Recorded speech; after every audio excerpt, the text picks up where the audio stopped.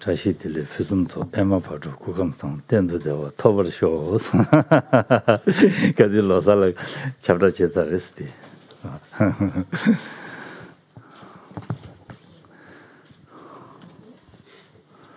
Donc Geshe-la vient de vous offrir les vœux selon la version tibétaine, en fait. Donc c'est Losar Tashidele, donc c'est Losar, c'est la nouvelle année.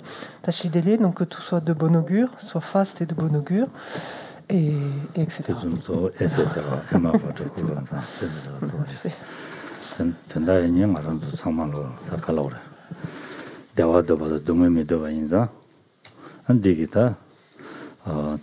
전단이 미제고랑 상보다 야고 대외주주 보고래 있으네. 좋아. 대외주. 대외게 주. 대외주주 보고래 대외주 누야 누바이나 되네. 무슨 소가 야고 용거래스. 한 디인다니 동해주 빵 대외주주 제고래 있으면은 대시 페젠디나 레고래스. 와. Le sens en fait de ces vers qui sont récités traditionnellement donc lors du Nouvel An, finalement se résume ainsi, c'est-à-dire que dans la mesure où nous souhaitons être heureux et éviter la souffrance, il nous faut réunir les causes en fait du bonheur, les causes du bonheur, les causes du bien-être. Et le corollaire, c'est-à-dire éliminer simultanément les causes de souffrance. Et c'est en vertu de cela, finalement, foncièrement, que l'on pourra faire l'expérience, donc une expérience pérenne, stable de bonheur, de bien-être.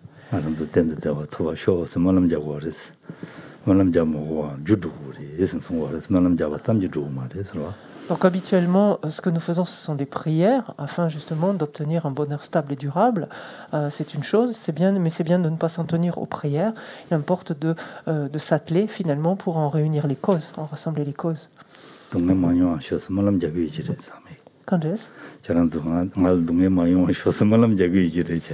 Et je pense que chacun d'entre vous, en fait, ici et là, formulez des prières dans ce sens, c'est-à-dire puisse-je ne pas souffrir ou puisse-je être heureux. Je pense que chacun vous faites cette voilà, comme si vous mendiez quelque part, comme un, enfin oui, s'il vous plaît que je ne souffre pas, que je ne souffre pas, que je sois heureux.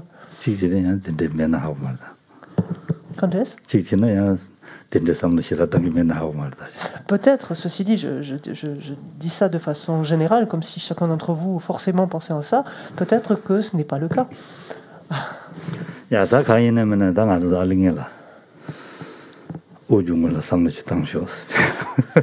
Donc avant de recommencer, proprement parler, ce week-end, nous allons prendre quelques instants pour centrer notre esprit à l'aide de la respiration, nous focalisant sur la respiration.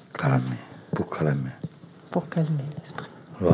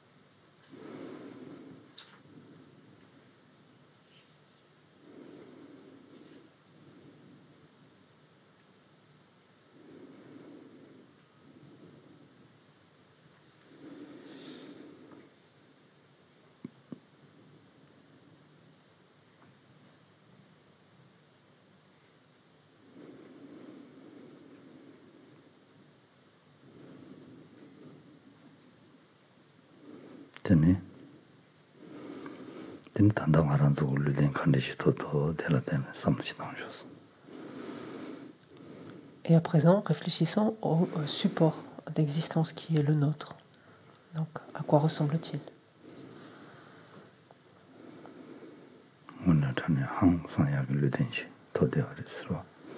Prenons conscience combien ce support d'existence que nous avons est extraordinaire.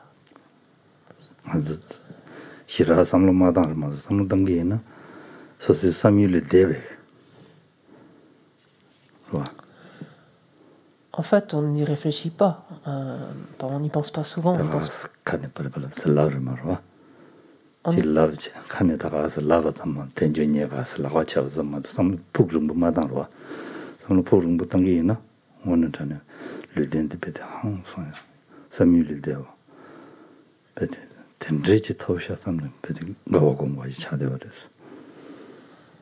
En fait, on n'y pense pas, on n'y prête pas attention. On va dire machinalement ces mots, j'ai obtenu une précieuse renaissance humaine, ou j'ai un support particulier ou exceptionnel. Mais ça reste très superficiel. Si on y réfléchit, si on le regarde, si vraiment on examine de plus près, on se rend compte du caractère inestimable, en fait, de ce support d'existence, de ces conditions d'existence qui nous caractérisent. Et plus on peut s'imprégner de cela, et donc de ce que veut dire finalement, réellement, une existence pleinement disponible et qualifiée, donc ce en quoi consiste ce support d'existence particulier qu'est le nôtre, là il y a vraiment de quoi susciter en nous une profonde joie.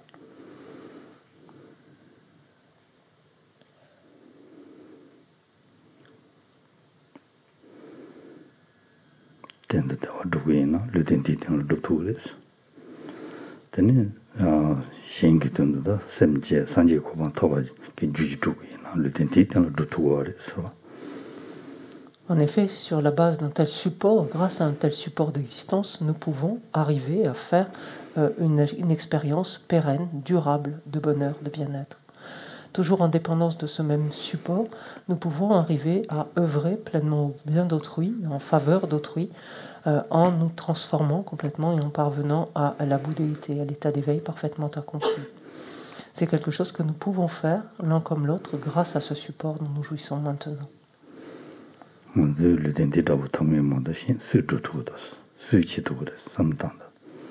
L'utandi Mayimba. Et c'est uniquement sur la base d'un tel support d'existence, si l'on regarde bien, si l'on examine bien, on se rend compte que c'est bel et bien uniquement sur la base d'un tel support d'existence qu'on sera susceptible de faire cela, que l'on pourra faire cela.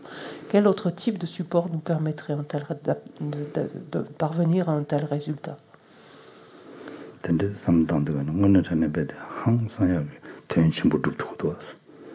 Et lorsque l'on y réfléchit ainsi, un petit peu plus en profondeur, on se rend compte donc de combien est énorme, en fait, incroyable, la valeur finalement qu'il recèle.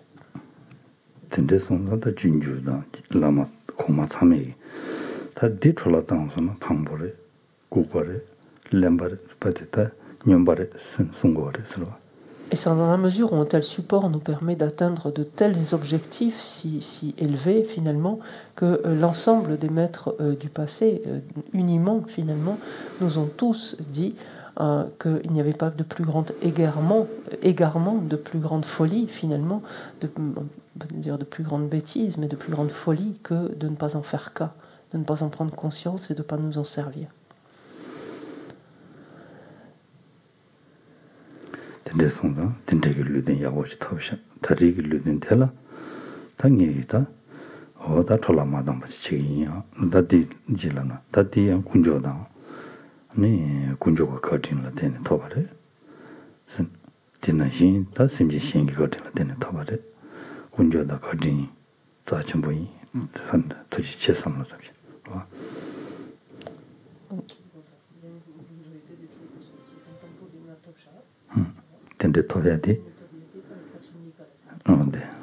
Ce support donc d'existence donc aussi exceptionnel, j'en dispose actuellement donc, je l'ai obtenu, j'en dispose maintenant. Et si je regarde encore, finalement, grâce à quoi, du fait de quoi est-ce que j'en dispose? C'est du fait des Bouddhas, donc du fait de la bonté, finalement, du Bouddha. Et c'est également grâce aux êtres, en fait, que je dispose, grâce à l'ensemble des êtres, que je dispose de telles conditions actuellement, de tels supports d'existence.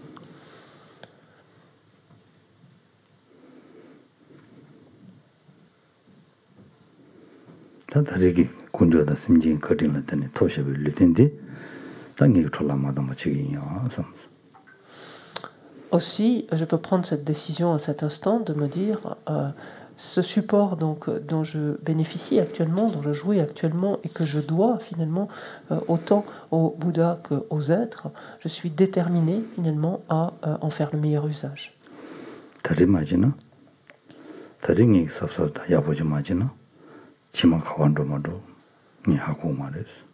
Parce que si je ne le fais pas maintenant que j'en dispose, au terme de cette vie, ultérieurement, vers quoi est-ce que je serai propulsé? À quoi ressemblera mon nouveau support d'existence? Je n'ai strictement aucune certitude à ce sujet-là.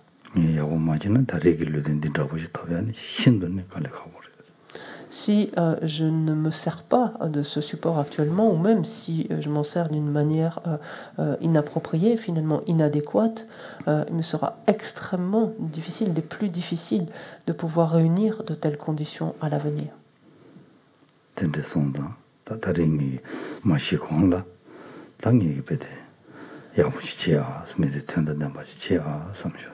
Aussi, c'est cette décision que je prends à cet instant de me dire jusqu'à la fin de ma vie, donc jusqu'à mes derniers instants, je vais faire en sorte donc d'utiliser au mieux, de faire le meilleur usage possible donc de ce support d'existence, de ces conditions-là.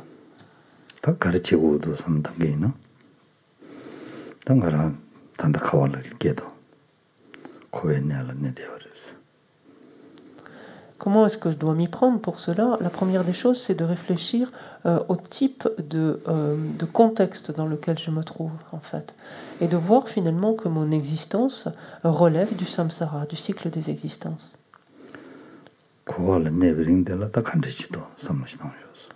Et à ce stade, il me faut à présent réfléchir à ce que signifie finalement une existence qui relève du samsara. Qu'est-ce que ça veut dire finalement être dans le samsara?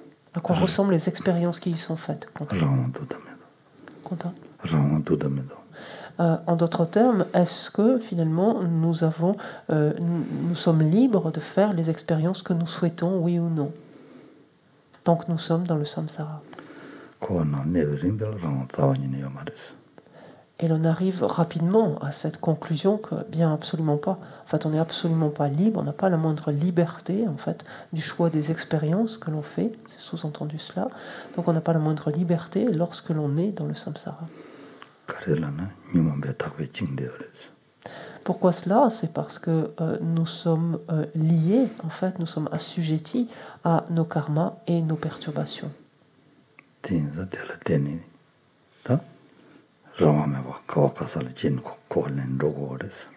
du fait justement d'être assujettis à nos perturbations, à nos karmas, en fait, nous sommes ainsi ballottés ici et là, propulsés ici et là au gré de nos karmas, sans la moindre liberté en fait de choix de nos expériences.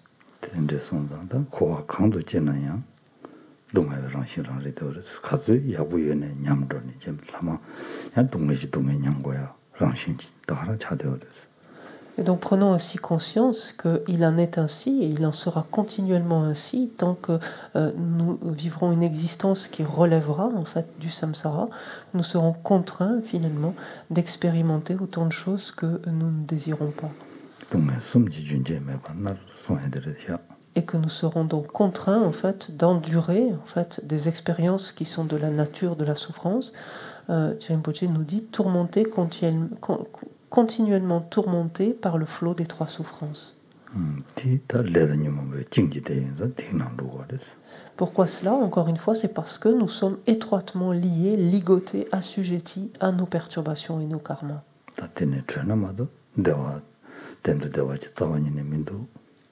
Et tant que nous ne nous en affranchissons pas, tant que nous ne nous en libérons pas, il en sera forcément ainsi, nous n'aurons pas la moindre liberté.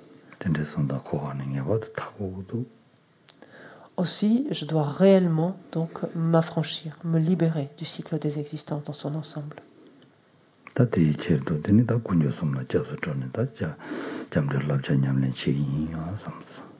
Et c'est la raison pour laquelle donc, je me tourne vers les objets de refuge, vers les trois joyaux, pour prendre refuge en fait en eux, en fait m'appuyer sur eux, prendre refuge en eux et être décidé, bien déterminé à agir selon les instructions donc qu'il me donne.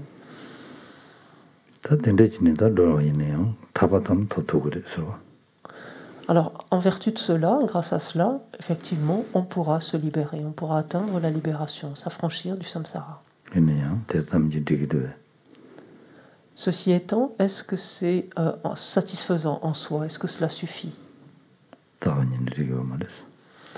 Ça ne suffit absolument pas. Pourquoi? Parce qu'en fait, demeure dans ce même état, dans ce même état, dans cette même situation, demeure l'ensemble des êtres auxquels on doit tant.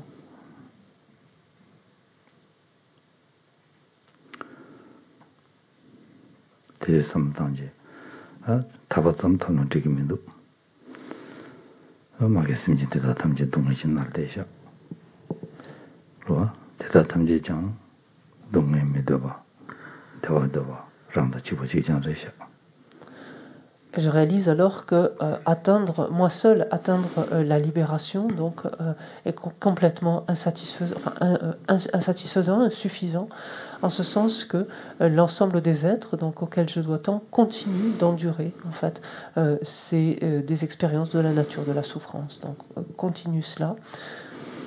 Enijula.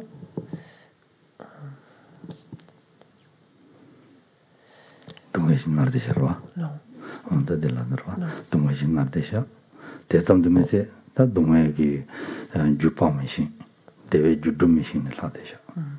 Non seulement en fait l'ensemble des êtres continuent à endurer en fait ces expériences de la nature de la souffrance, mais est en plus complètement aveugle quant à la manière d'agir justement pour se débarrasser de leur souffrance et pour réunir l'ensemble des causes de bonheur et de bien-être. Ils avancent complètement en tâtonnant, complètement aveugles de la manière de s'y prendre. Quant à la manière de s'y prendre.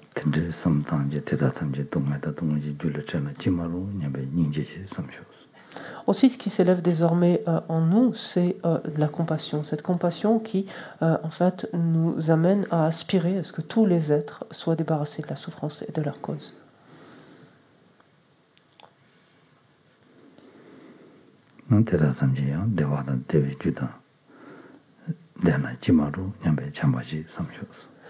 Et parallèlement, aspirons à ce que tous les êtres puissent éprouver le bonheur, donc le bonheur stable, durable, et puissent-ils en rassembler l'ensemble de ces causes.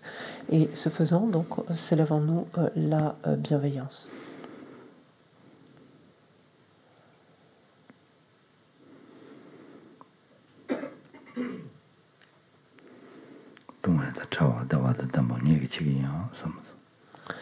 Les soustraire à leur souffrance, leur procurer le bonheur, c'est moi-même qui vais m'employer à cela.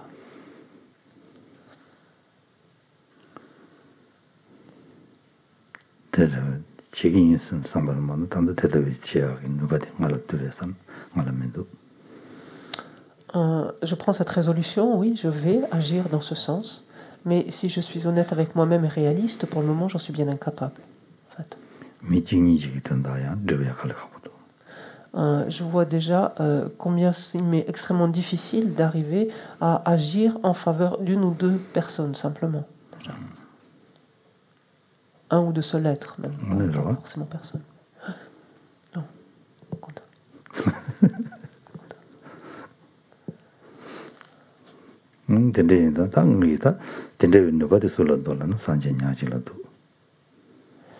Or, une telle capacité, un tel pouvoir qui en est doté, seulement un être qui s'est complètement éveillé.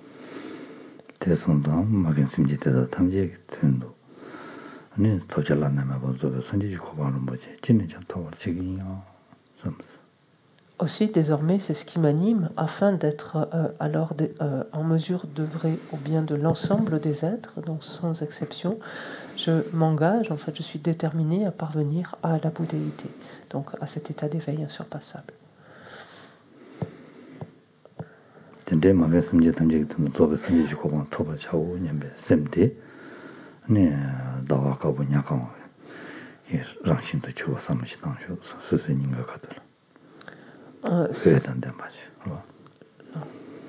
Cette double aspiration, donc, de vouloir parvenir soi-même à l'état d'éveil insurpassable, donc à l'état de Bouddha, donc insurpassable, afin d'être bénéfique à l'ensemble des êtres. Cette double aspiration-là prend désormais en mon cœur l'apparence d'un disque de lune de couleur blanche, extrêmement lumineux, irradiant de lumière.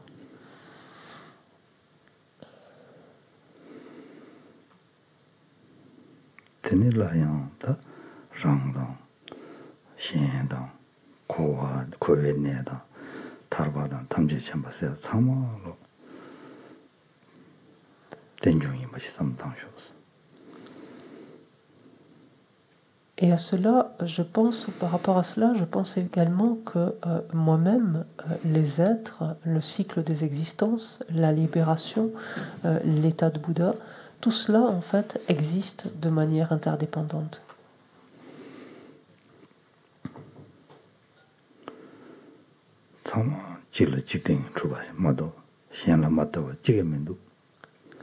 Que chacun de ces aspects, chacun de ces phénomènes ici, existe étroitement en dépendance l'un de l'autre, mais qu'aucun d'entre eux n'existerait de par lui-même, de façon complètement indépendante.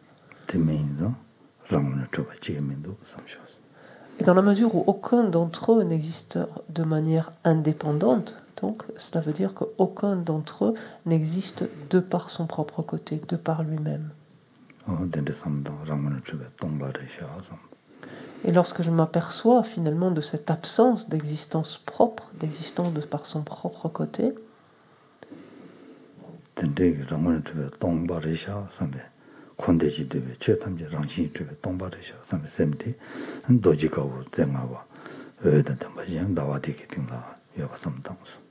cette conscience finalement qui désormais perçoit cette absence, donc ce vide, cette absence ici d'existence de par son propre côté, de cette existence propre, cette conscience prend l'aspect en fait ici d'un Vajra à 5 branches de couleur blanche qui irradie là encore une infinité de rayons de lumière et qui vient se placer sur le centre du disque de lune dans mon cœur.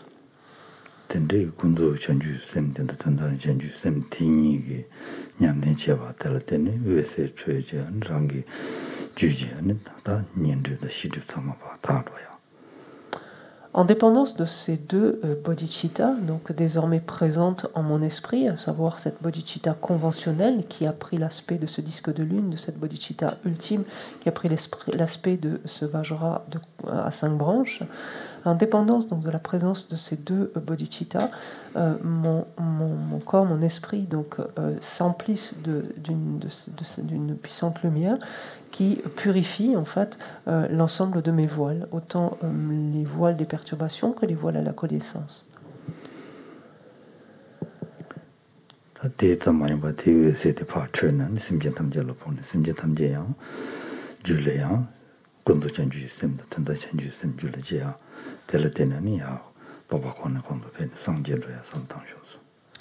Et ces rayons de lumière, en fait, qui irradient donc à la fois du disque de lune et du Vajra, ne se cantonnent pas en fait aux limites de mon propre corps, de mon esprit, mais s'étendent bien au-delà, vont toucher l'ensemble des êtres.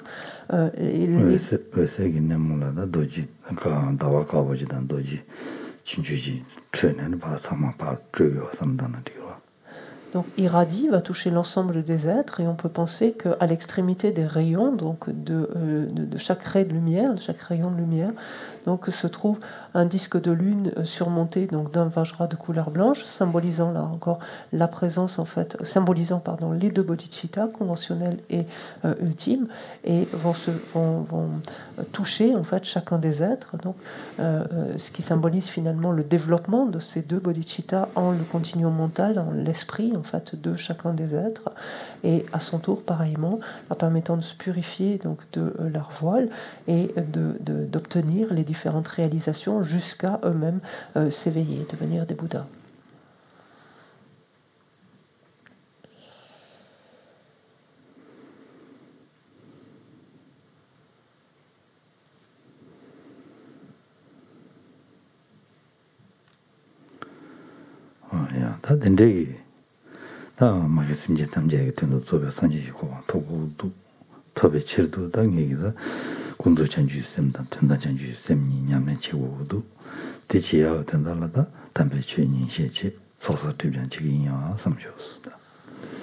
Donc en vue maintenant, donc ceci est un processus de visualisation, mais en vue de réellement donc développer cette bodhicitta dans sa forme relative comme dans sa forme ultime, il me faut à présent il me faut à présent donc purifier mes méfaits, donc mon potentiel non vertueux d'un côté, accroître réunir les deux accumulations.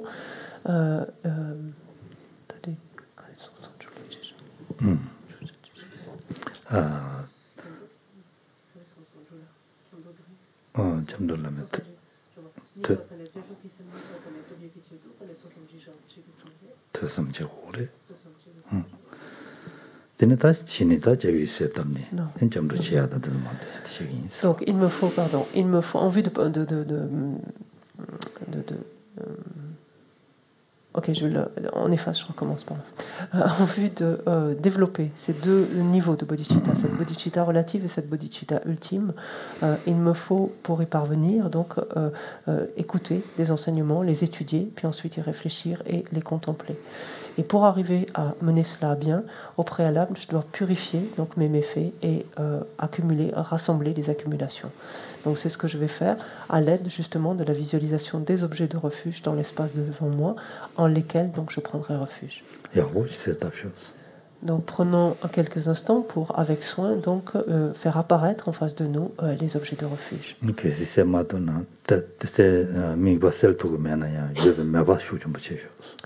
Ne nous arrêtons pas à la seule visualisation si nous avons des problèmes pour visualiser, si on n'est pas à l'aise avec cela. Essayons de réellement nous figurer la présence des objets de refuge. Et de penser réellement, enfin, nous figurer réellement leur présence en fait, à nos côtés. Parce qu'au demeurant, c'est un fait, l'ensemble des Bouddhas, pas un seul, mais l'ensemble des Bouddhas, donc la multitude de Bouddhas est continuellement présent à nos côtés, en face de nous, partout.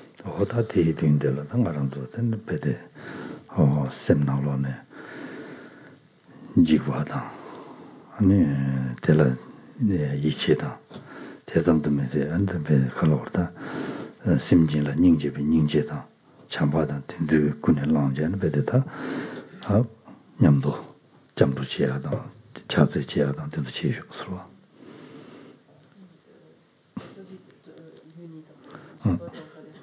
이제 대담마인 봐 닝지기 군을라네 심지 탐지 동네데 전에 지마로 대다 탐지 동네데 잡이 아니 군주스마 잠도 지야다 이제 지야 와 닝지 참반 거 군을라지 Lorsque nous nous tournons désormais ou que nous allons nous tourner désormais vers les objets de refuge, prenons refuge en prenant soin de rassembler l'ensemble donc de ces causes, à savoir d'une part la crainte, la peur, de notre côté la confiance qu'on leur prête, mais également d'élargir en fait ou d'approfondir en fait ce refuge avec la compassion, avec ce souhait finalement de nous tourner vers les objets de refuge en vue d'être capable donc justement de conduire tous les êtres à cet état. Et donc finalement c'est à la fois donc mu par la crainte, par la confiance, la foi, la compassion donc et son pendant la bienveillance que nous pouvons prendre refuge. Et pensons comme à l'accoutumée que nous ne sommes pas seuls à prendre refuge, mais que nous sommes entourés de part et d'autre de nos côtés de l'ensemble des êtres. Donc.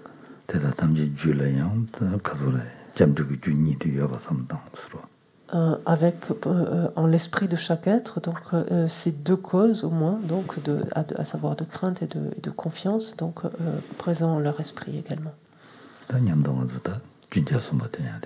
Et donc c'est tous ensemble donc que nous adressons donc la louange au Bouddha Shakyamuni.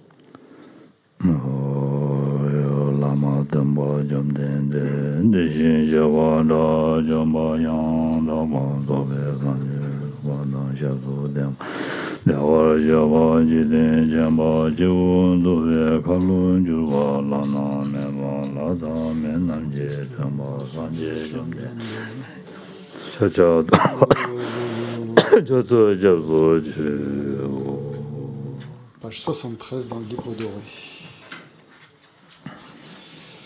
Maître enseignant, Bhagavan, Tathagata, Arat, Bouddha pleinement accompli, parfait en connaissance et en bonne conduite, Sugata, connaisseur du monde, insurpassable guide des êtres à discipliner, enseignant de tous les dieux, de tous les hommes, à vous, Bouddha, Bhagavan, glorieux conquérant, Shakyamuni, je rends hommage et présente des offrandes, en vous je prends refuge.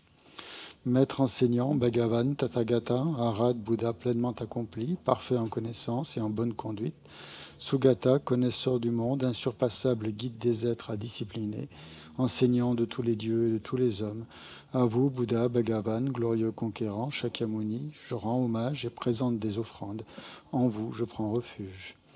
Vous, chef parmi les hommes, à votre naissance, vous avez fait 7 pas sur cette grande terre et annoncé « Je suis suprême en ce monde ». À vous, sage en ce temps-là, je rends hommage. Corps parfaitement pur, forme éminemment noble, océan de sagesse, vous êtes pareil à une montagne d'or, et votre renommée illumine les 3 mondes. À vous, sauveur suprême, je rends hommage. Vous êtes orné des marques excellentes, votre visage est semblable à une lune immaculée, et votre teint pareil à l'or. À vous, je rends hommage. Pur comme vous, les 3 mondes ne le sont pas. À vous, dont la sagesse est incomparable, je rends hommage. Sauveur à la grande compassion, enseignant qui connaît toutes choses, champ de mérite aux qualités aussi vastes que l'océan, à vous ainsi aller, je rends hommage. Par la pureté, il délivre de l'attachement, par la vertu, il libère des renaissances infortunées, unique chemin, réalité pure et suprême, au dharma qui apaise, je rends hommage. Vous êtes libéré et montrez la voie qui mène à la libération, vous observez avec ferveur les préceptes de l'éthique. Champ pur, doté de réalisation, à vous, assemblée suprême, vouée à la vertu, je rends hommage. Hommage au suprême Bouddha, hommage au refuge du Dharma, hommage au noble Sangha, avec une dévotion infinie, hommage à vous 3. À vous qui êtes dignes de respect, m'inclinant avec décor aux aspects les plus divers, aussi nombreux que les atomes de tous les royaumes, avec une foi suprême, je rends hommage. Ne commettre aucune action nuisible, s'engager dans des actions saines, parfaites, discipliner complètement son esprit, tel est l'enseignement du Bouddha. Comme une étoile, une vue déficiente, une flamme, une illusion, une goutte de rosée ou une bulle, un rêve, un éclair ou un nuage, considérez ainsi tous les phénomènes composés. Par ces mérites, puissent les êtres atteindre l'état d'omniscience et vaincre l'ennemi des défauts.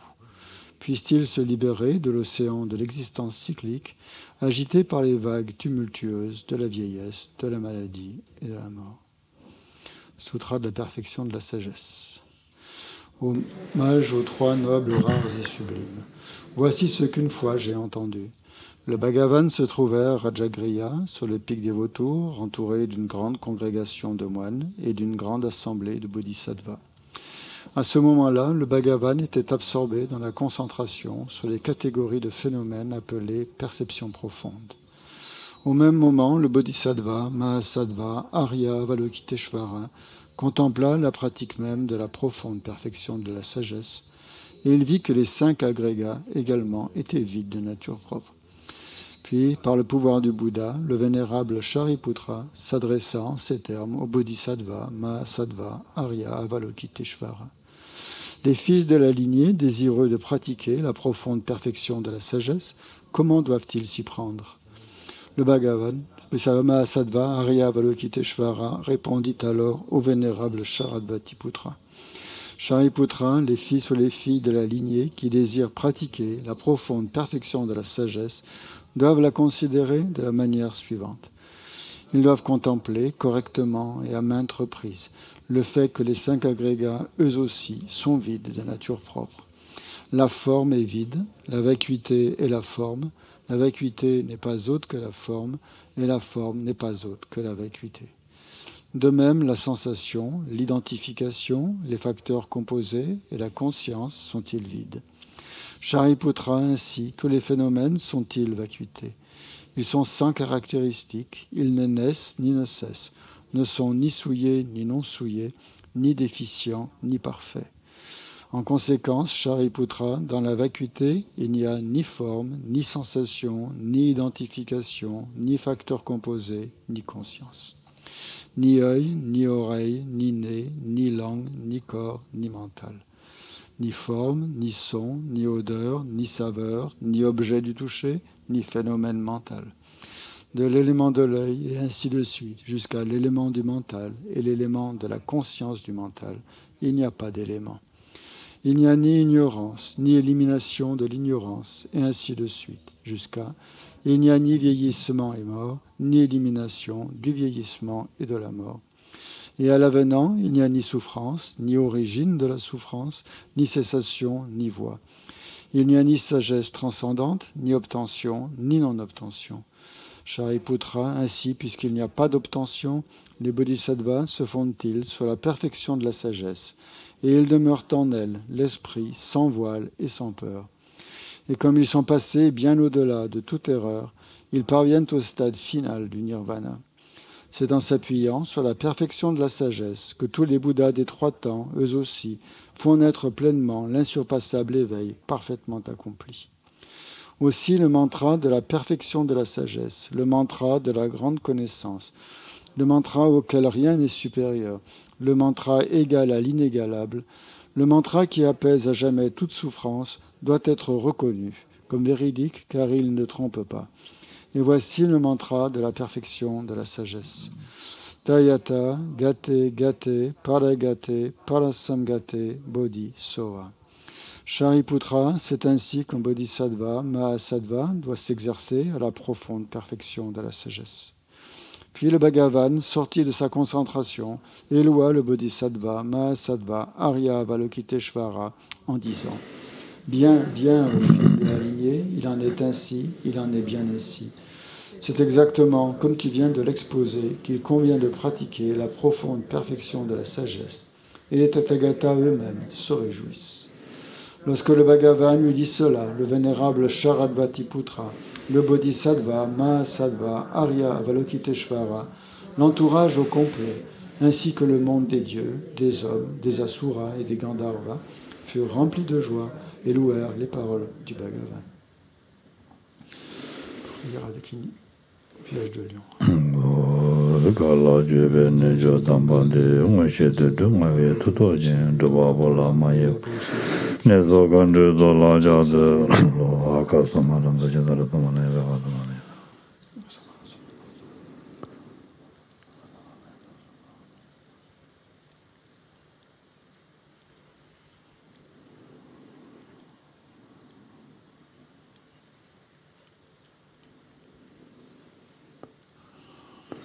Akasamaranda Jadara Samaraya Dayada Gade Gade Paragade Parasangade Bodhi So Pava Gunjo Sunje Gaye Dembe Dobji Chir Doba Juji Mewa Juji Shewa Juji Dage Baje Mendebe Chorengen Badam Jeshindo Guru Toha. Puisse la multitude des 80 000 obstacles être dissipés, puissions-nous être séparés des conditions adverses au dharma, puissent tous les plaisirs être en accord avec le dharma, puisse le bonheur parfait et tout ce qui est de bon augure régner ici et maintenant. Ensuite, à la page 98, l'offrande de mandala et le frère de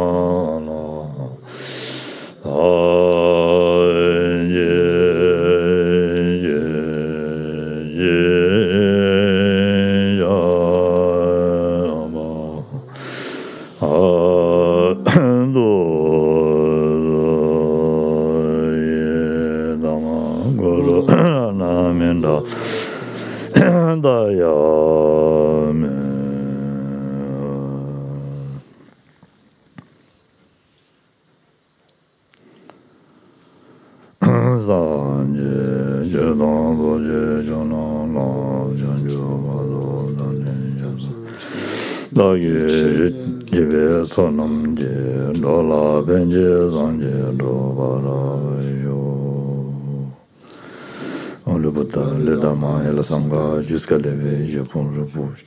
Grâce aux recommandations réunies parmi beaucoup de tes enseignements, puisse devenir un Bouddha afin d'être bénéfique à tous les êtres. Le Bouddha, le Dhamma et le Sangha jusqu'à l'éveil, je bouge. Grâce aux recommandations réunies par l'écoute de tes enseignements, puisse devenir un Bouddha afin d'être bénéfique à tous les êtres.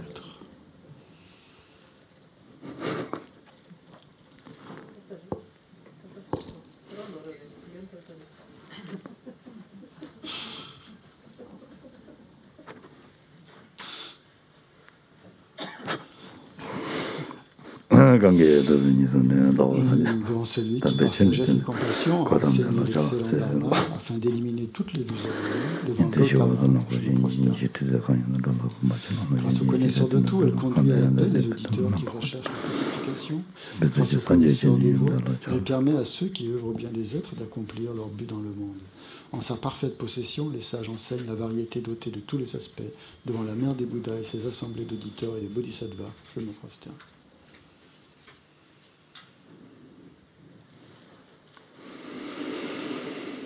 Ja.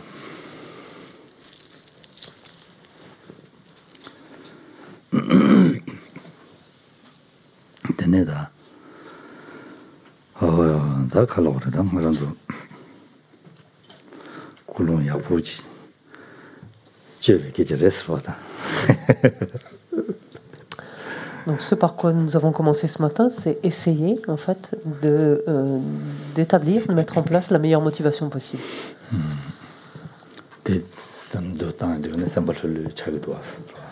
Et lorsque l'on s'imprègne bien en fait d'une telle motivation, ben forcément l'esprit est beaucoup plus détendu.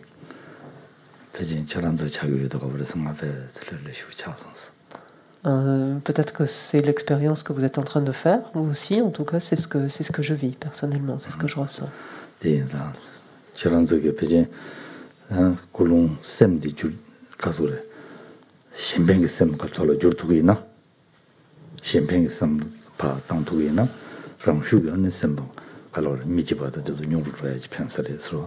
Oui, peut-être que vous faites donc ce type d'expérience, à savoir quand l'esprit est tourné vers les autres, c'est-à-dire cherche ou œuvre, enfin cherche, vise à être bénéfique aux autres, en soutien aux autres. Naturellement, nos propres difficultés apparaissent moins à l'esprit. Notre esprit est moins accaparé par cela et donc moins tendu par nos propres difficultés. 아니 장라 베티 추추모디야 디 총루루 루르바스 데가도 총루스네 랑게루루에 임바레데어레스와. Parce que plus naturellement l'esprit est tourné en fait vers les autres, donc quelque part préoccupé par les autres, donc moins il est occupé par lui-même, en d'autres termes, donc moins il saisit fortement, il se crispe moins volontiers finalement sur ses propres difficultés, et donc plus on peut arriver à développer cet intérêt finalement pour les êtres, se tourner, plus on peut se tourner vers les êtres, et plus naturellement donc l'esprit va en s'allégeant, en se détendant. rāngā dōngyā chōngzō nē shimbēn samā tāngsi. Et souvenons-nous, c'est bel et bien une des raisons pour laquelle Sa Sainteté nous dit, lorsque tu rencontres quelque chose de douloureux, pas forcément douloureux, mais lorsque tu traverses une souffrance, rencontres une souffrance, pense aux autres, tourne ton esprit vers les autres, finalement. Et lorsque tu rencontres quelque chose d'agréable, de plaisant, là encore, tourne ton esprit vers les autres.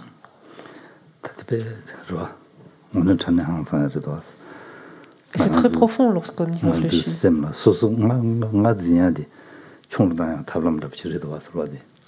Et c'est très profond et très habile parce que c'est bel et bien un moyen justement de réduire cette saisie que l'on a de nous-mêmes, de nous crisper autant, de revenir toujours et nous crisper autant sur nous-mêmes. Jean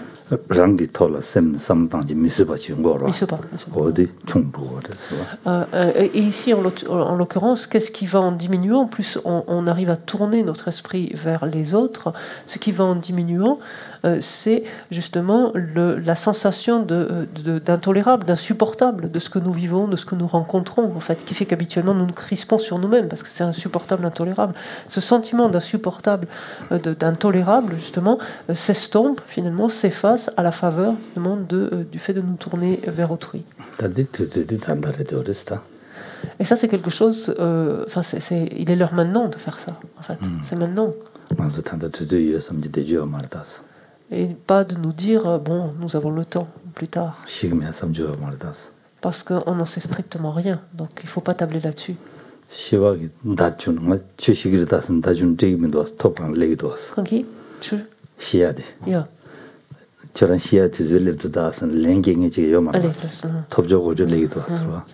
Parce que on peut pas tabler là-dessus parce que on n'a jamais un messager qui vient nous dire bon ben pour toi la mort c'est dans tant de temps en fait ou tu vas mourir dans tant ou tant de temps. On n'en sait rien, ça vient d'un instant à l'autre. Et donc c'est vraiment avant de mourir donc qu'il nous faut agir, qu'il nous faut faire ça. Et donc souvenons-nous.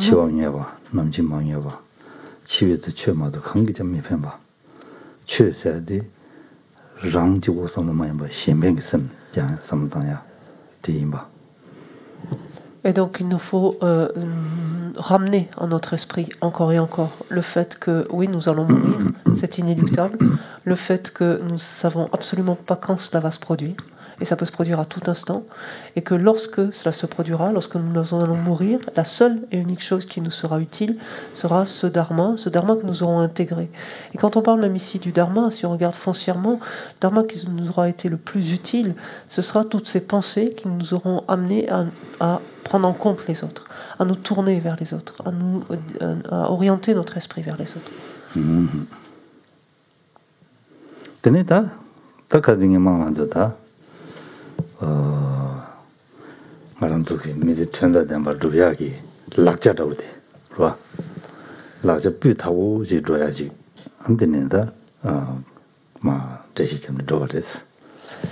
Et donc,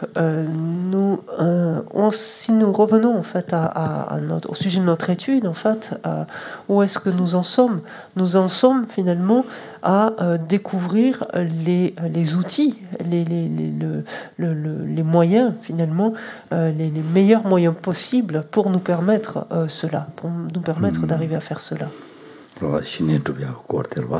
Et là, en l'occurrence, plus spécifiquement, donc le meilleur moyen pour nous permettre de faire cela, c'est de développer donc le calme mental. Donc le calme mental, c'est un aspect essentiel.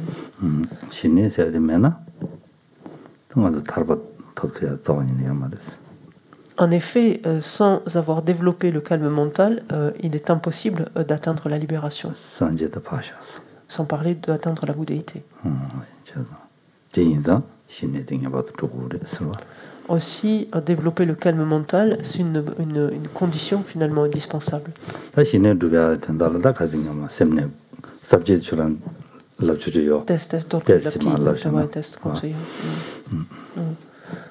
Allez, non.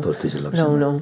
Donc si on reprend en fait ce chapitre du calme mental, simplement pour arriver à se resituer finalement dans le commentaire au stade où nous en sommes arrivés, en fait, si vous avez le plan, donc si on reprend le plan sur l'ensemble du calme mental, c'est l'explication de la manière de s'entraîner au calme mental, donc, qui est de la nature de la concentration.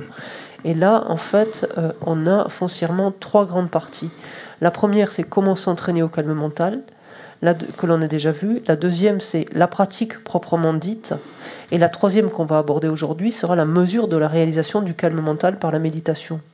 Donc d'abord, on avait vu comment s'entraîner au calme mental, en voyant essentiellement quelles étaient les conditions préalables finalement à l'obtention de ce calme mental. Ensuite, la pratique proprement parlée, on avait vu 2 points, c'est-à-dire comment produire une concentration sans défaut, non défectueuse, d'une part. C'est ça. Et ensuite, on avait vu chacun des stades mentaux, donc des 9 stades mentaux. Quand on avait vu comment produire une concentration non défectueuse, on l'avait vu sous ces 3 angles, c'est-à-dire comment agir avant de focaliser l'esprit sur son objet, comment agir au moment où on focalisait l'esprit sur son objet, et ensuite comment agir après avoir focalisé l'esprit sur son objet. Lorsqu'on a parcouru cela, on a ensuite abordé donc les étapes à proprement parler du développement des stades mentaux, donc les 9 stades mentaux, avec l'application donc des 6 forces et des 4 attentions ou 4 activités mentales. Et c'est sur ce point-là que nous nous étions arrêtés.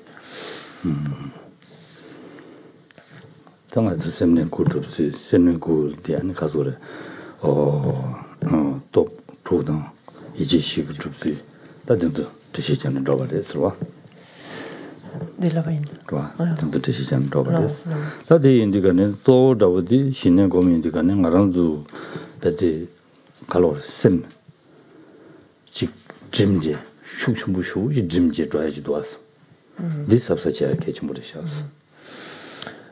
Donc nous avions vu l'évolution finalement de la concentration jusqu'à devenir donc le calme mental à travers donc le développement des 9 stades mentaux durant lesquels étaient appliquées les 6 forces et également qui nécessitaient donc le recours aux 4 attentions, aux 4 activités mentales.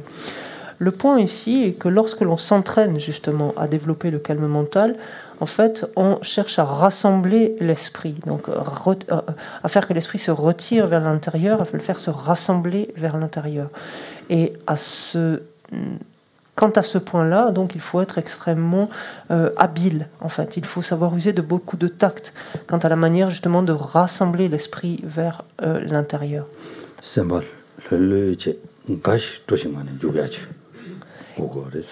Et il est extrêmement important, lorsqu'on s'évertue ainsi, lorsqu'on s'efforce de rassembler l'esprit vers l'intérieur, de le faire avec beaucoup de détente intérieure, dans un état de grande détente intérieure et dans un état de joie, en fait. Ça, c'est extrêmement important.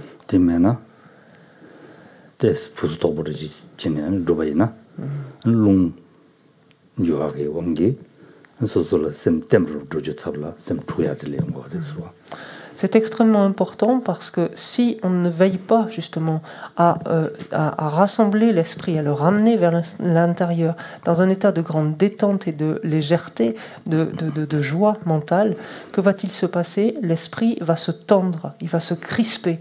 Et cette crispation, cette tension va entraîner un déséquilibre de l'énergie, en fait, donc du mouvement, des vents, de l'énergie. Et au lieu finalement de gagner en stabilité quant à l'objet que nous observons, au contraire, notre esprit va devenir extrêmement agité, en fait. Et donc, finalement, on obtiendra l'effet inverse de ce que l'on recherche, en fait. On va perturber, finalement, troubler et agiter l'esprit.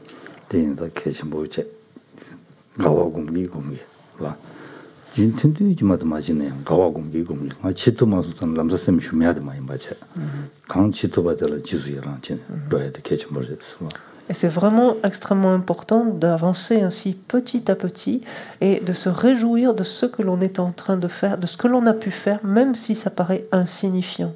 Et non pas au contraire de se dire « Ah, j'ai même pas pu faire ça, ou j'ai pu faire que ça, c'est ridicule, etc. » Et de penser ça, forcément, ça va alourdir l'esprit, ça va le décourager quelque part. Donc surtout pas dans ce sens, mais au contraire, j'ai pu faire ça, c'est très bien, et j'en suis heureux. Et avancer petit à petit comme ça. Et dès lors que l'on sent s'installer la moindre crispation, la moindre tension dans l'esprit, hop, il faut savoir lever. Il faut savoir stopper ce qu'on est en train de faire pour résoudre cette crispation, cette détente, cette tension.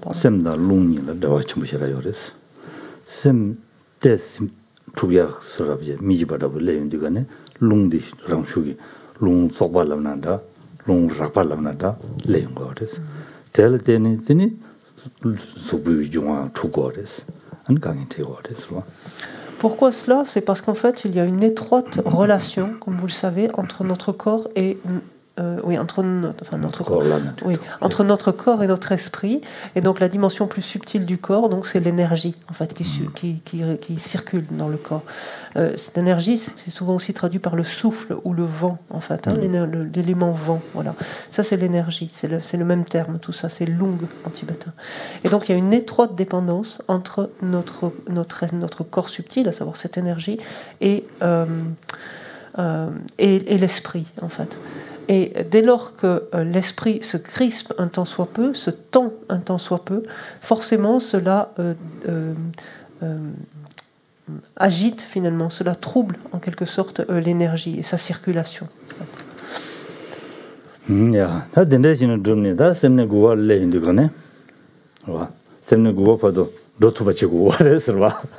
Donc, ce faisant, donc en procédant de la sorte, il faut progressivement donc avancer, donc s'évertuer, de progresser donc le long de ces 9 stades mentaux.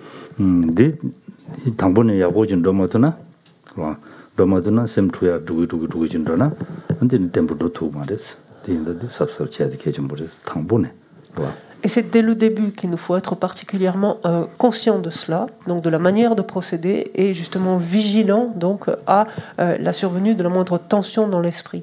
Parce que si on ne prend pas conscience de cela dès le début et que l'on ne s'entraîne pas dès le début à relâcher toute forme de tension, toute forme de crispation, on prend cette mauvaise habitude de continuer à avancer en forçant néanmoins et encore une fois, au lieu de stabilité, c'est de l'agitation, du trouble qui s'installe dans l'esprit et notre esprit donc devient de plus en plus perturbé et agité.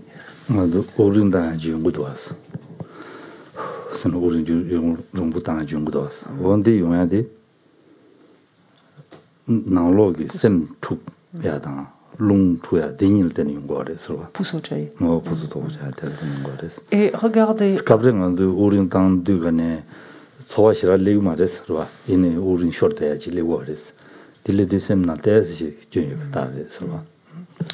Et regardez ce signe que l'on connaît pourtant très bien.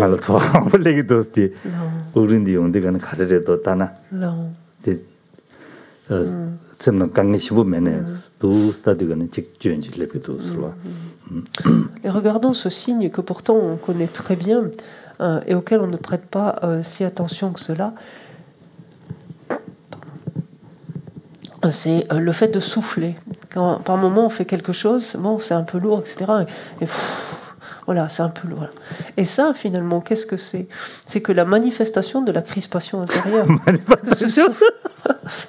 Ce souffle, finalement, là, on dit, le vent, l'air, le souffle, l'énergie, c'est le même terme, c'est lung, en fait. Voilà. Et là, c'est vraiment la manifestation extérieure très grossière, finalement, de cette énergie qui traduit, en fait, cette crispation intérieure. Et il faut apprendre en fait à identifier cela, à déceler cela en nous. Dès lors qu'il y a la moindre tension, la moindre crispation, de chercher coûte que coûte à la détendre en fait, pour que circule plus favorablement en fait l'énergie. Et c'est essentiel donc a fortiori dans le contexte du développement du calme mental, cette détente.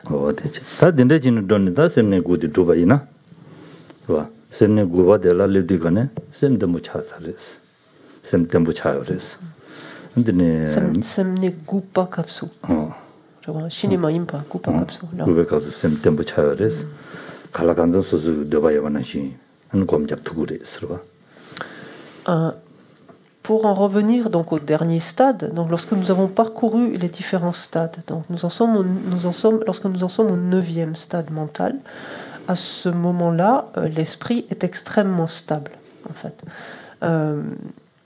Tempo, tempo, et le pratiquant, donc le méditant, a la possibilité de placer son esprit sur son objet autant de temps qu'il le désire, en fait, sans ne plus être importuné par quoi que ce soit. Donc la stabilité et toutes les caractéristiques d'une telle concentration, de clarté, etc., de limpidité sont présentes. Et les caractéristiques sont à ce point-là présentes qu'on peut se méprendre et prendre ce 9e stade comme étant la réalisation même du calme mental. On peut pas, cet état, une fois qu'on en fait l'expérience, en fait, on peut penser, donc abusivement, mais on peut penser que là, ça y est, on est parvenu au calme mental. Et c'est justement la raison donc, du point suivant, maintenant que l'on va aborder, qui nous permet de distinguer ce qui est le calme mental de ce qui ne l'est pas encore.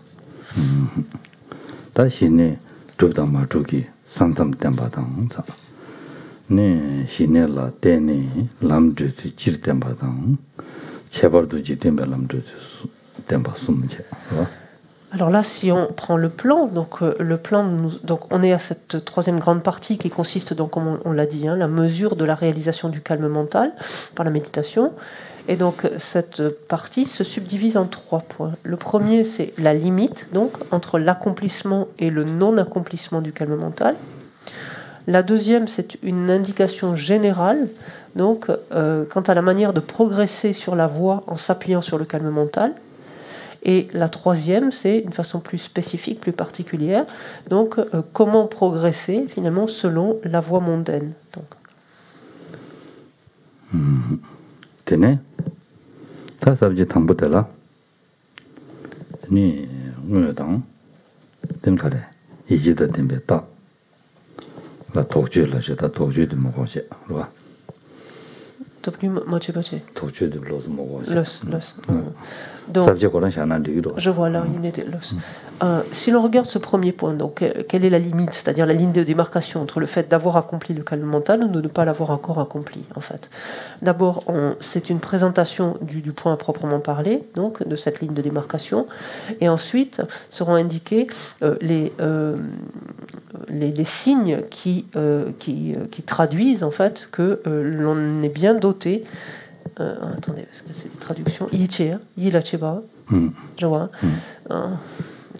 Yiche, c'est ta dénal yiche c'est là-bas. Ngansunguma yiche shi, je vois. Tanta di loka, je vois. Il est yiche, je vois. Yiche de carrière. Yiche, les tambours, niadok. Niadok, tanta chine. Je vois, chine, je vois. Non. Je retrouve la joie de me batailler avec les termes, c'est pour ça. J'ai oublié parce que dans l'intervalle, j'ai pas trop lu du français, donc en tibétain c'est cohérent, mais là, bou. Alors, pour vous donner, plus de différents les mots. Mais en français aussi, donc ça c'est pas simple là. Bon, ce terme, alors que l'on a utilisé, je crois que moi j'avais utilisé ce terme d'attention, les 4 attentions précédemment. Je vois sur le plan, il y avait les 4 activités mentales. Ce même terme, c'est ce qui est rendu ici par l'orientation mentale. Voilà. Vous lirez d'autres textes, ce sera c'était la contemplation mentale. Voilà. Donc c'est ce terme. T'es-tu quand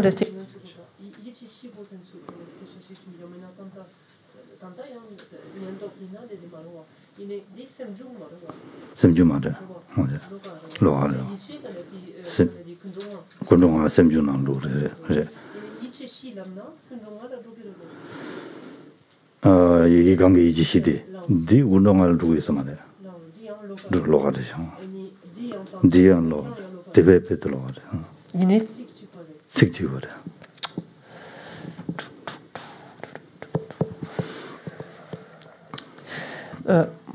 bon, je sais que moi je vais plutôt utiliser ces termes d'attention ou d'activité mentale. Je vais rester personnellement avec ces termes-là.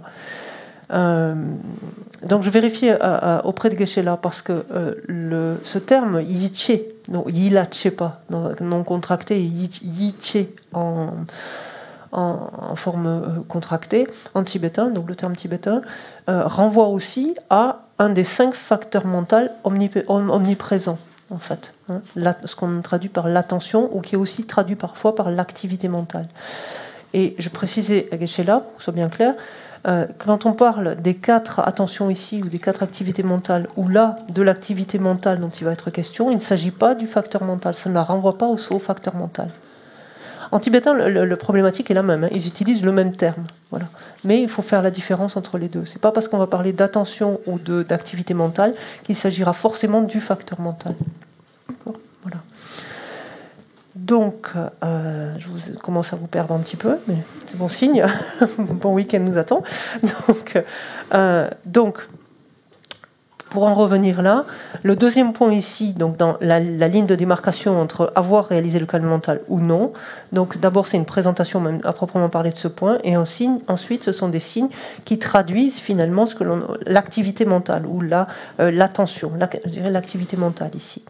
Et donc, il y aurait clarification, on laissera la clarification des doutes de côté. On ne rentrera pas dans les détails de cela. Kanki Gyuri, t'as un soumis de Washi, t'as dit que Gyurégé la Kanégé Yore. J'ai senti. Oh, et au Yamen, j'ai oublié parce que c'était pas.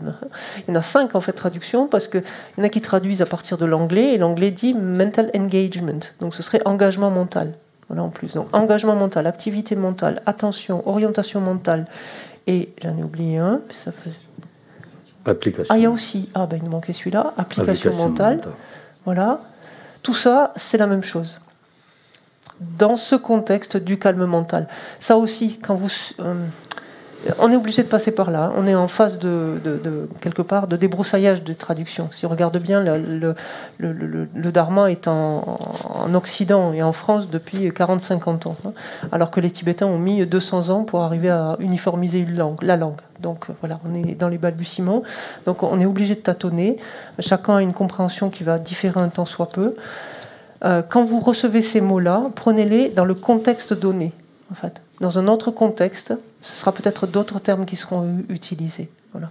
Ce sera pas faux, c'est que on est toujours pareil. On est toujours les champs sémantiques se chevauchent. En fait, le sens des mots se chevauche. Donc on est obligé de faire ça.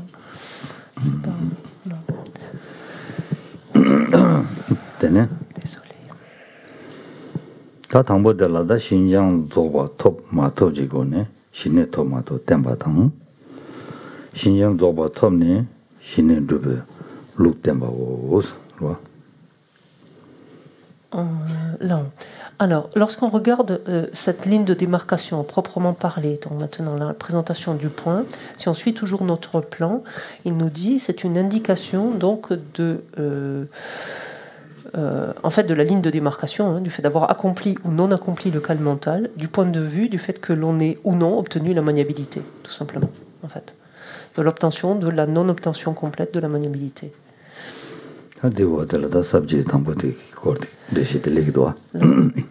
Tangar semne gu toba ina yang goba chamola so sama chingo chamola so maba chavares jun shitares jun shitare an sem jurung buten toares ina yang andi ta shine dure da mare sun lawaina ta shine dure mare songore ça. Alors, justement, ce point s'élève donc par rapport à la question légitime qui est de dire, mais bon, puisque quand on arrive au 9e stade, comme on vient de le dire, lorsqu'on a développé donc le 9e stade du calme mental, notre esprit donc n'est plus du tout la proie à la moindre forme d'agitation mentale ou de relâchement, même dans leur forme subtile. On n'a même plus à lutter contre eux parce qu'ils ne risquent même plus de se manifester. Et notre esprit peut demeurer aussi longtemps qu'il le souhaite sur son objet. Les choses étant ainsi, est-ce qu'à ce moment-là, on a oui ou non donc atteint le calme mental? Ce à quoi donc Jai Rinpoche répond non.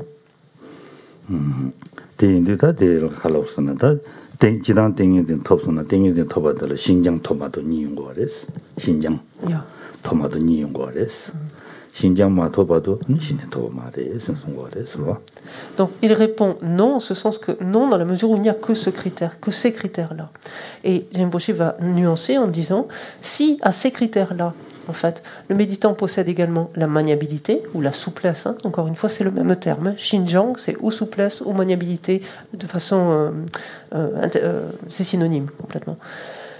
Donc, si la maniabilité est présente, alors oui, à ces conditions-là, dans ces conditions-là, le calme mental est développé. Si par contre le méditant n'est que simplement capable de rester indéfiniment sur l'objet sans que se manifeste plus le relâchement, agitation, etc., tel qu'on vient de le dire, mais que la maniabilité n'est pas encore présente, alors non, dans ce cas-là, il n'a pas encore atteint le calme mental.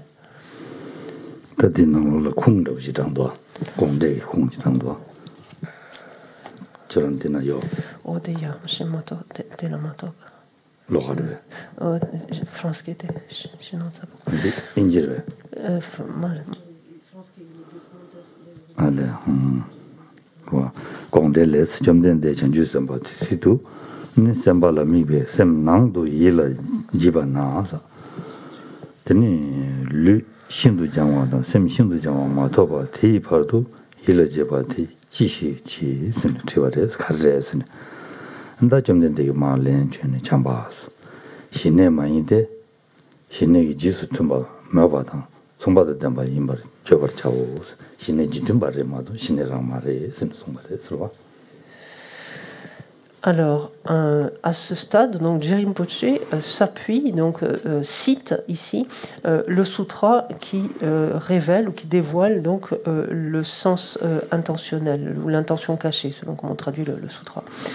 Et dans ce sutra, le Bouddha nous dit ainsi, Bhagawan, quand les bodhisattvas dirigent leur attention vers l'intérieur et la focalisent sur leur esprit, comment est appelée cette attention tant que la souplesse physique et la souplesse mentale ne sont pas encore accomplies? Et donc ce à quoi le Bhagavan répond, Maitreya, cela n'est pas le calme mental. Vous devriez dire que c'est un état qui est associé à une aspiration qui s'approche du calme mental.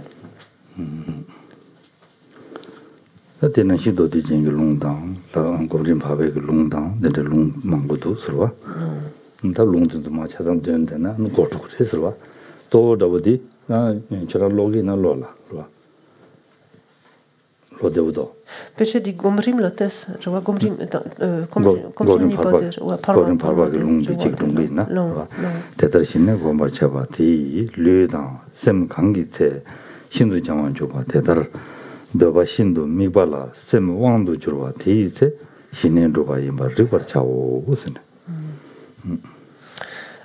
Et plus loin encore, donc Rinpoche cite le deuxième volume, donc des étapes de la méditation, donc dans lequel Kamalashila dit: pour vous qui avez cultivé le calme mental de cette manière, quand votre corps et votre esprit deviennent souples ou maniables, donc, et que vous avez maîtrisé votre esprit en le dirigeant comme vous le souhaitez, à ce moment, sachez que vous avez alors accompli le calme mental.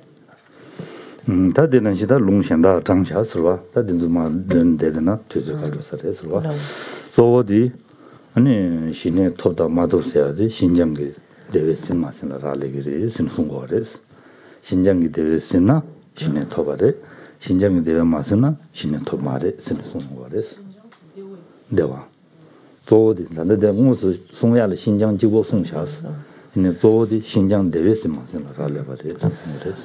en fait, il faut rajouter une toute petite...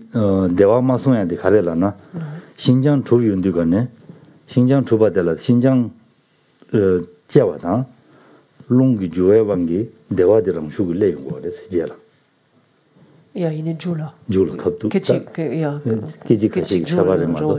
Lamsa lengware. Dinda dewa de musma dambare mado. Et donc juste une petite nuance ici qui ne complique pas, mais qui est importante. Les textes et Rinpoche ici ne parlent que de maniabilité. Ce dont il est question finalement, c'est de l'aisance ou on peut dire là ici, de la félicité issue de la maniabilité, en fait. Pourquoi? Parce que lorsque cette maniabilité, on va le voir plus en détail maintenant, mais lorsque cette maniabilité est obtenue, cette maniabilité de l'esprit, en fait, et on le voit toujours, hein, l'esprit est étroitement dépendant ou lié en fait à l'énergie, donc il lui sert de monture. Hein. Donc dès lors que l'esprit donc devient maniable, cette maniabilité, cela va engendrer en fait une modification de cette énergie en quelque sorte, qui va permettre l'expérience de cette félicité. En fait. Donc, on ne peut pas dire que c'est simultané, mais c'est une question de, je ne sais pas si on peut dire de millième de seconde, qu'on dit, c'est de quelques instants, en fait. C'est quelque chose d'extrêmement, de presque immédiat qui survient donc consécutivement, mais de manière presque immédiate. Donc, quand Jérôme Poché, ou ici, que ce soit le Sutra ou le, comment ça s'appelle, le Kamalashila, quand ils parlent de maniabilité, il faut bien entendre qu'ils entendent la félicité issue de la maniabilité. Donc, la maniabilité est obtenue et en dépendance de celle-ci, la félicité est expérimentée. Et c'est là alors que le calme mental est développé. Pardon? Oui. Oui. Mais on va le détailler, tu vois. Je vois. Ça va être détaillé.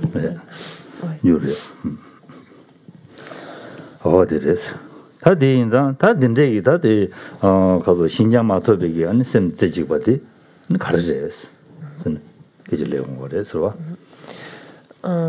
et donc une étude j'ai du pas 말에 니 그래 subject content subject 진지도 뭔가지 봐 신장 마토베 딩이든 되어 데베세디 되어 냠샤 서미주르바니 선디오데 subject이기도 와 sabji chunju mangbo yore chon dala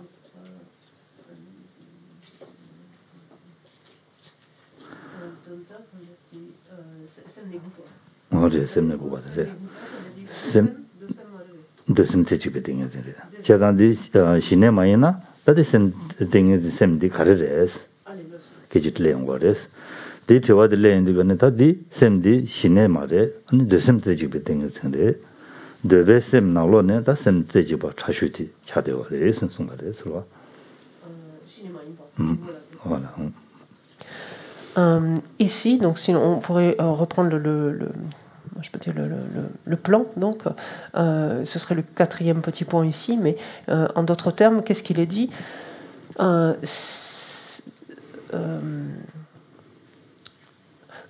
Genki sont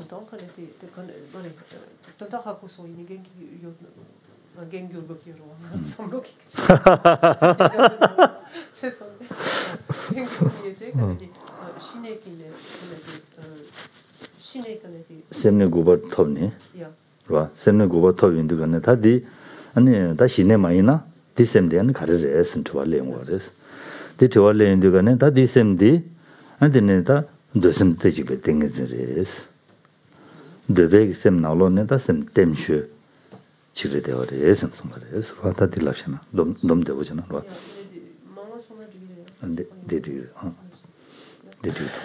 Donc la question s'interroge de savoir donc si l'on dit, puisqu'on vient de répondre à la question que est-ce que ce 9e stade donc est le calme mental, on a dit que si la maniabilité, donc la félicité ici de la maniabilité n'était pas présente, non, il ne s'agissait pas du calme mental.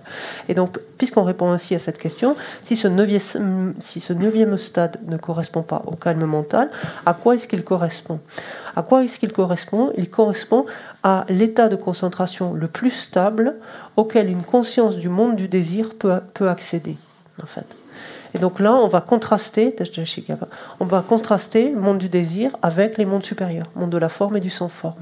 C'est-à-dire que tant qu'une conscience relève du monde du désir, c'est l'état de concentration le plus stable auquel elle parvient quand elle est arrivée au 9e stade du calme mental. On comprend par là même que donc, le calme mental lui-même ne relèvera plus du monde du désir, en fait. Déjà, on le voit se profiler.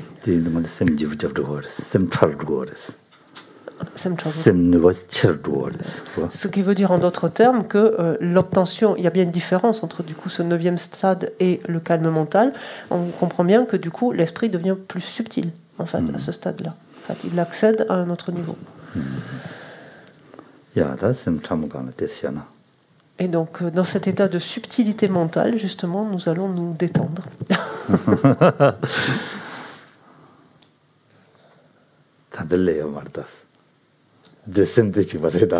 Bon, en même temps, notre esprit, peut-être notre conscience relève encore peut-être du monde du désir un petit peu. On n'y est pas tout à fait encore.